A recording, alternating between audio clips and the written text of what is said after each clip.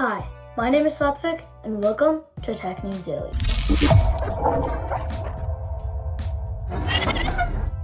So today we're going to be talking about the iPhone leaks that Ming-Chi Kuo just released a few days ago. So for the first leak, the iPhone SE. Now this is a big disappointment. So Ming-Chi Kuo has stated that the iPhone SE 3 is going to have the exact same design of the 2020 iPhone SE. And the only difference is it's going to have 5G and the newer chip at the time. So probably the A15 or A16, one of those.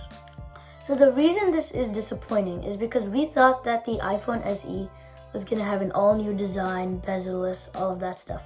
But that's not happening. And most importantly, and most disappointingly, it has 5G. Now, depending on what you think of it, I guess you can take it in different ways.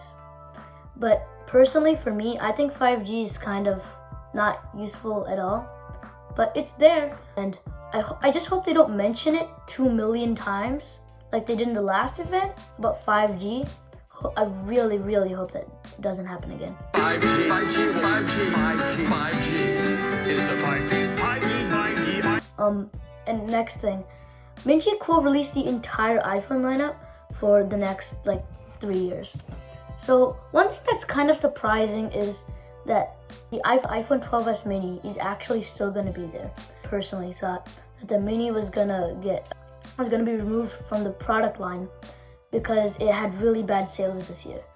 But no, it's still there. And I think that the reason for this is because Apple finds their schedule for their product releases much before they actually launch them. So I guess this was pre-decided. Or maybe they're just giving another chance. One of those two. So this is very interesting because I definitely thought they were going to remove it. But anyways, so the big headlining feature for the iPhone 12 is going to be the motion sensor that we had on the iPhone 12 Pro Max this year. So what this is basically going to do is help you with motion stabilization. So let's say you're moving and you're trying to take a shot, the stabilization will be much, much better. Now this is a very good camera feature, right? And is welcomed. But I think the biggest revelation is that the iPhone 2022 is gonna have a hole punch camera instead of the notch. Now I think we should take this with a grain of salt because there have been leaks of this forever. Since 2017 when the iPhone X was announced, people have been saying this. So don't completely trust this. But and they're saying by 2023 that there's gonna be nothing intruding the screen. It's just gonna be a blank screen, bezel-less, no hole punch, no notch, none of that, which is very good. And also, one thing that will really benefit the tech community, 120 Hertz. They're finally bringing 120 Hertz to the iPhone, but they're only bringing this to the Pro model. So the regular models will not have this. So if you want it, you can spend an extra $200. And this will definitely get a lot of hype because we've been asking for this for years and years. And then the iPhone Fold.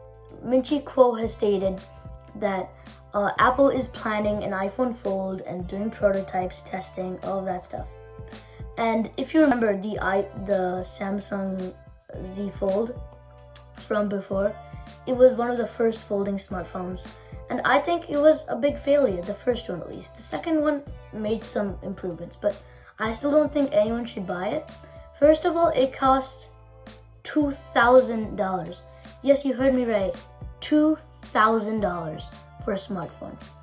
And also, it's not even worth the money because, for example, it has literally zero durability. The screen is plastic, so it can get scratched and ruined extremely easily.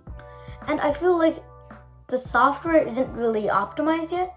And honestly, I don't understand the use case. But anyways, thank you for listening and see you next video.